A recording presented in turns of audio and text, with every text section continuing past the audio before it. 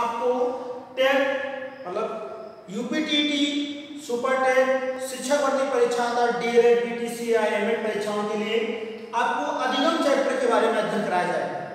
तो आज सबसे पहले आपको ये जानकारी दे दूं कि अधिगम में ऐसी क्या खास बात है जिसकी वजह से हर किताब में सबसे मेन हेडिंग होती है अधिगम। अगर मैं बात करूं अधिगम के बारे में तो अधिगम टॉपिक आपका इसलिए वर्तमान परीक्षाओं की दृष्टिकोण से इसलिए महत्वपूर्ण है क्योंकि लगभग 8 से 10 नंबर तक टीईटी में यहाँ से प्रश्न पूछ लेता है। यानी कि अगर 8 से 10 नंबर का कोई चैप्टर है तो वास्तव में वो बहुत ही अति महत्वपूर्ण कहलाएगा। अगर मैं बात करूं इस चैप्टर के बारे में तो ऐसी क्या बात है जो अधिगम से 10 नंबर आता है? तो कहते हैं नाम तो छोटा सा लिखा है अधिगम, लेकिन वास्तव में इसके बारे में हमें बहुत अच्छे से पढ़ना है क्योंकि अधिगम में सबसे पहला पॉइंट आपको जो पढ़ना है वो अधिगम की परिभाषाएं, यानी कि यूपीटीईटी में अधिगम परिभाषाओं से एक प्रश्न पूछता है। इसके बाद दूसरा पॉइंट आपको जो पढ़ना है वो है अधिगम के सिद्धांत, अधिगम के सिद्धांत। थर्ड टॉपिक की अगर मैं बात करूं जो आपको अब अधिगम के सिद्धांत का ही जैसे आपने अध्ययन जैसे ही नाम लिखा वैसे आपको थोड़ा सा ध्यान देना है कि अधिगम सिद्धांत में हमें क्या क्या पढ़ना है।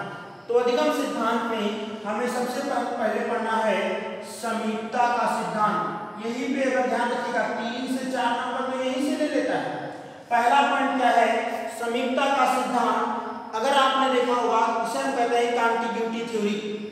दूसरे का नाम है सबलीकरण का सिद्धांत।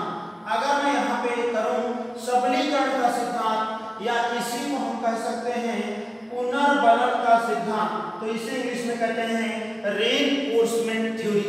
और थर्ड का नाम है गत्यात्मक सिद्धांत, गत्यात्मक सिद्धांत या इसे हम कहते हैं डायनेमिक थ्योरी। अब यहाँ पर छोटी सी आपको ये बता दें, बहुत सारे विद्यार्थियों को ये नहीं पता, सर ये मालूम नहीं है क्योंकि इतना डीप पढ़ते नहीं है। उन्होंने कहा सर अधिगम सिद्धांत में मैंने तो थांडाई का सिद्धांत पढ़ा, क्लार्क एल हल पढ़ा, स्किनर का सिद्धांत पढ़ा, ब्रूनर का सिद्धांत पढ़ा, ठीक है, लॉरेंस यहाँ पर कोहलर की बात कर रहा हूँ, कोहलर का सिद्धांत पढ़ा, इसमें तो आपने सर नाम लिखा नहीं। तो अगर मैं बता दूं ये थोड़ा सा आपको जानकारी दे दूं क्योंकि ये डिटेल आगे पढ़ेंगे।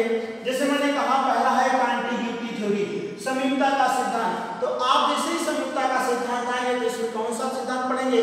पावलोव का सिद्धांत, इसमें आप मुख्य रूप से अध्ययन करेंगे। इसके बाद जैसे आपने लिखा सबलीकरण या पुनर्बलन सिद्धांत, तो पुनर्बलन में मेन नाम किसका है? हल का पुनर्बलन सिद्धांत। किसका है? यहाँ पर हल का पुनर्बलन सिद्धांत। और इसके साथ साथ आपको इसमें स्किनर का सिद्धांत और थांडाई का सिद्धांत आपको पढ़ना है। गत्यात्मक सिद्धांत में जो आपको मेन पढ़ना है उसका नाम है कोहलर का अधिगम सिद्धांत, जिसे आपने इनसाइड थ्योरी या सूझ का अंतर्दृष्टि सिद्धांत के नाम से भी आप जानते हैं। तो आप जैसे नाम लीजिए अधिगम का सिद्धांत तो यहाँ से 3 से 4 नंबर का प्रश्न हमेशा पूछ लेता है क्योंकि आपको समीपता के सिद्धांत में पावलोव का सिद्धांत, सबलीकरण सिद्धांत में स्किनर का सिद्धांत, थांडाई का सिद्धांत, ठीक है, हल का सिद्धांत पढ़ना है। गत्यात्मक सिद्धांत में आपको जो मुख्य रूप से जो पढ़ना है वो आपको कोहलर का सिद्धांत पढ़ना है। इसके साथ साथ आपको समीपता के सिद्धांत में उडवर्थ का सिद्धांत भी आप यहाँ पे सबलीकरण में उडवर्थ का सिद्धांत भी आपको पढ़ना है। समीपता के सिद्धांत में वाटसन का सिद्धांत भी आपको पढ़ना है। इसलिए अधिगम का सिद्धांत बहुत ही महत्वपूर्ण टॉपिक है। इसके बाद जो थर्ड टॉपिक आपको बेसिक जो बताया जाएगा उसमें जो थर्ड टॉपिक जो नाम होगा उसका नाम होगा, अगर मैं बात करूँगा चिंतन। अब नाम छोटा सा है थिंकिंग, चिंतन एक ऐसा चैप्टर है, एक ऐसा छोटा सा 1 पेज का चैप्टर है जो हमेशा सीटेट टेट और शिक्षक भर्ती परीक्षाओं में 1 नंबर से प्रश्न पूछ लेता है। इसके बाद जो 4th नंबर आपको पढ़ना होगा वो अधिगम का स्थानांतरण। अगर मैं बात करूं या अधिगम का स्थानांतरण यानी कि ट्रांसफर ऑफ लर्निंग के बारे में आपको पढ़ना होगा। अधिगम का स्थानांतरण पढ़ना होगा। जो 5वां टॉपिक है अधिगम का वक्र यानी कि लर्निंग कर्व के बारे में भी आपको पढ़ना होगा। तो अधिगम का स्थानांतरण, अधिगम का वक्र। इसके बाद जो आपको इसमें पढ़ना होगा वो होगा अधिगम में अभिप्रेरणा, अधिगम में अभिप्रेरणा। अब यहाँ पर अधिगम में अभिप्रेरणा, तो यहाँ पर थोड़ा सा ध्यान दें, लर्निंग इन मोटिवेशन। तो अगर लिखा गया था, सिर्फ क्या लिखा गया था, अधिगम, तो अधिगम में सबसे पहले आपको क्या पढ़ना है, अधिगम की परिभाषाएं पढ़ना है, अधिगम के सिद्धांत पढ़ना है। सिद्धांत में आपको समीपता का सिद्धांत मतलब contiguity theory, reinforcement theory, dynamic theory के बारे में पढ़ना है, पावलो का सिद्धांत पढ़ना है, थांडाई का सिद्धांत पढ़ना है, स्किनर का सिद्धांत पढ़ना है, क्लार्क हल के बारे में जानना है, कोहलर के बारे में जानना है, वाटसन के बारे में जानना है, गुथरी के बारे में जानना है, चिंतन पढ़ना है, थिंकिंग के बारे में आपको पढ़ना है, अधिगम का स्थानांतरण ट्रांसफर ऑफ लर्निंग के बारे में आपको पढ़ना है, अधिगम वक्र के बारे में पढ़ना, अधिगम में अभिप्रेरणा पढ़ना है। यानी कि यहाँ से आपको, जैसे मैंने कहा कि 10 नंबर, 8 से 10 नंबर की अगर मैं बात किया, 8 से 10 नंबर की, तो वास्तव में जब 3 से 4 नंबर यहाँ से आ रहा है, 1 नंबर परिभाषाओं से लेकर आ रहा है, 1 नंबर चिंतन से आ रहा है, अधिगम ट्रांसफर ऑफ लर्निंग 1 नंबर आ रहा है, ठीक है, अधिगम वक्र 1 नंबर आ रहा है, मोटिवेशन अधिगम में प्रेरणा की बात कर रहा है, यहाँ पर मास्लो का सिद्धांत पढ़ रहे हैं, तो 3 4 नंबर, 4 1 5 6 7 8 9, तो आपको बेसिक बता दिया जाए, यहाँ से अधिगम चैप्टर जो आप पढ़ेंगे वो 8 से 10 नंबर है। थोड़ा सा ये नोट कर लीजिएगा, जिससे आपको जो स्टेप बाय स्टेप चलेंगे तो आपको पता चल जाएगा कि हाँ मैंने कितने नंबर का आपने प्रश्न कंप्लीट कर लिया है। तो इसी कड़ी में आज हम सबसे पहले बात कर रहे हैं अधिगम चिंतन के बारे में, क्योंकि छोटा सा टॉपिक आपको समाप्त कर दें, फिर इसके बाद आपको अधिगम में परिभाषाओं की बात की जाएगी। तो अगर मैं सबसे पहले आज टॉपिक की बात कर रहा हूँ जिसका नाम है चिंतन, अगर आप लोग ध्यान दिएगा तो आपको अगर मैं बात करूं तो अधिगम, सबसे पहले टॉपिक का नाम क्या है, अधिगम चिंतन। सबसे पहले टॉपिक का नाम क्या है, अधिगम चिंतन। तो थोड़ा सा अगर मैं बात करूं चिंतन क्या है, तो कहे देखिए एक बात ध्यान रखिएगा, तो मैंने कहा चिंतन क्या है, थिंकिंग क्या है, लर्निंग थिंकिंग क्या है, तो कहते हैं वर्तमान में सभी जीवित जीव प्राणियों में, चाहे वो पशु हो, चाहे वो पक्षी हो, चाहे वो मनुष्य हो, सभी जीवित प्राणियों में चिंतन पाया जाता है। जैसे एक प्रश्न कई बार सीटेट में घूमता है, सेम स्पीशीज के क्या 2 प्राणी आपस में बात करते हैं, जैसे क्या कबूतर की बात समझता है, आंसर हाँ, ठीक है। अगर मैं बात करूं जैसे मनुष्य दूसरे मनुष्य की बात समझता है, इसलिए पक्षी एक दूसरे की बात भी समझते हैं। तो अगर मैं बात करूं सबसे पहले बात करूं अधिगम चिंतन क्या है, तो मैंने क्या कहा, इस संसार में जीवित सभी प्राणियों में चिंतन पाया जाता है। अब यहाँ पर मैं चिंतन की बात करूं तो चिंतन सर 2 प्रकार का होता है। अगर मैं बात करूं चिंतन 2 प्रकार का होता है। एक चिंतन का नाम है स्वपरायण, क्या नाम है, स्वपरायण चिंतन। अगर यहाँ पर ध्यान देने वाली बात है जिसे हम कहते हैं एजुइस्टिक थिंकिंग, और दूसरा है, पहला है स्वपरायण चिंतन, और सेकंड टाइप की मैं बात करता हूँ, इसका नाम है यथार्थवादी चिंतन, यथार्थवादी चिंतन।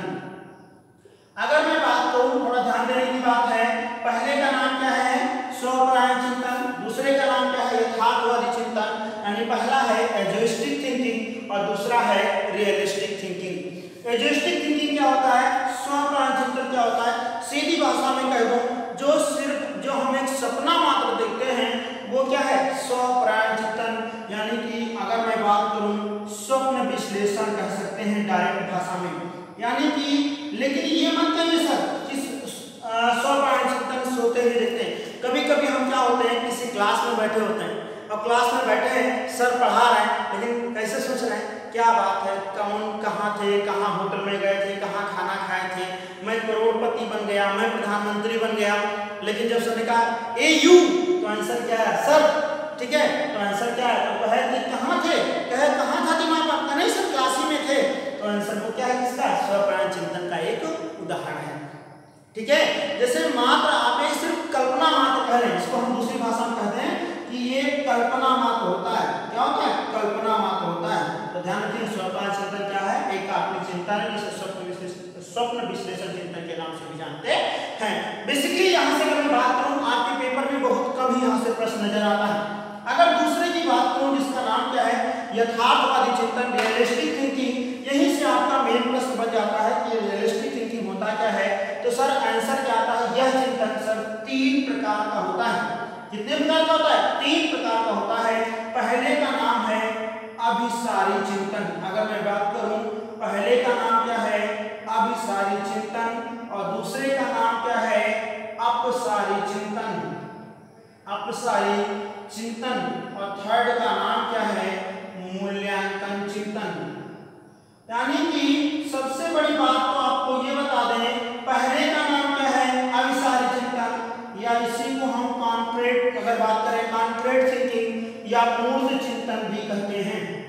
इसकी बात करूं डाइवर्जेंट, तो ये अगर मैं बात करूं ये कन्वर्जेंट थिंकिंग है। ये क्या है?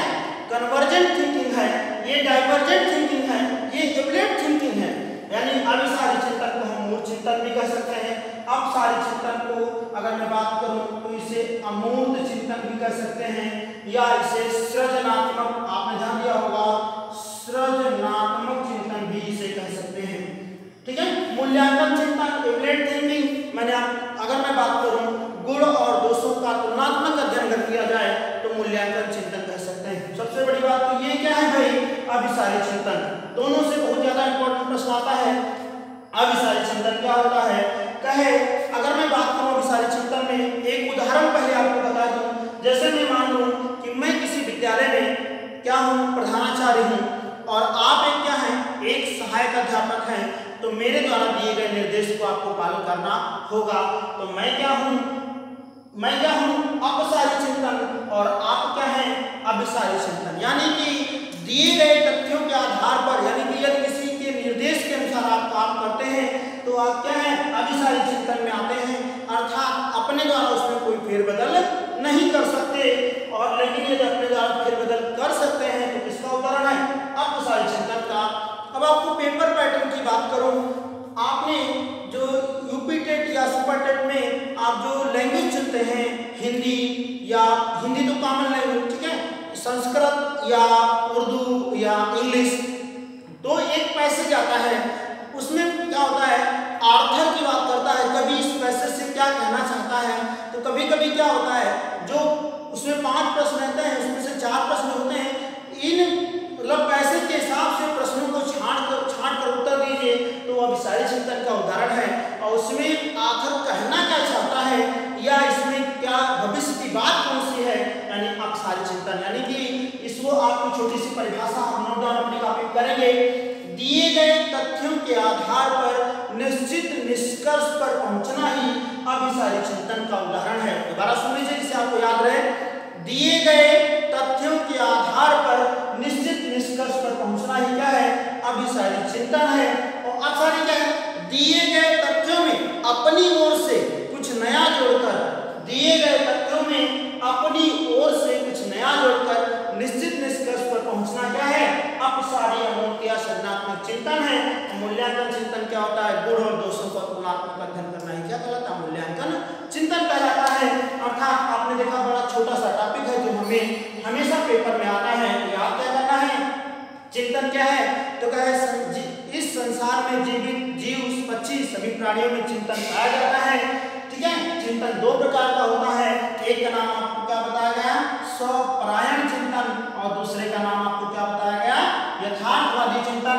एक है autistic thinking, second is realistic thinking. Autistic thinking मात्र कल्पना मात्र है, यथार्थवादी चिंतन या रियलिस्टिक थिंकिंग वास्तविक जगत की बात करता है।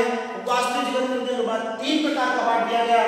पहला है convergent thinking, second is divergent thinking, third is ablate thinking. पहला है अभिसारी चिंतन या मूर्त चिंतन। दिए गए तथ्यों के आधार पर निश्चित निष्कर्ष पर पहुंचना अभिसारी चिंतन है। दिए गए तथ्यों में अपनी ओर से कुछ नया जोड़कर निश्चित निष्कर्ष पर पहुंचना अपसारी अमूर्त या सृजनात्मक चिंतन, क्रिएटिविटी थिंकिंग है। मूल्यांकन चिंतन, गुण और दोषों के साथ तुलनात्मक अध्ययन करना क्या है, मूल्यांकन चिंतन है। आज के लिए इतना ही। अगली कड़ी में आपने जो बेसिक शुरुआत से आपको बताया गया है कि अधिगम की परिभाषाएं, अधिगम के सिद्धांत स्टेप बाय स्टेप चलेंगे। थोड़ा सा अपने नोट स्वयं बनाइएगा। इसके बाद मैंने आपसे शुरुआत की, पहली क्लास में आपको ही कहा गया था, इंट्रोडक्शन क्लास में बताया गया था कि यदि आप क्लास ये करते हैं तो शिक्षक भर्ती में 30 में 30 नंबर आपके हैं, सुपर टेट में 30 में 30 नंबर आपके हैं। आज के लिए धन्यवाद।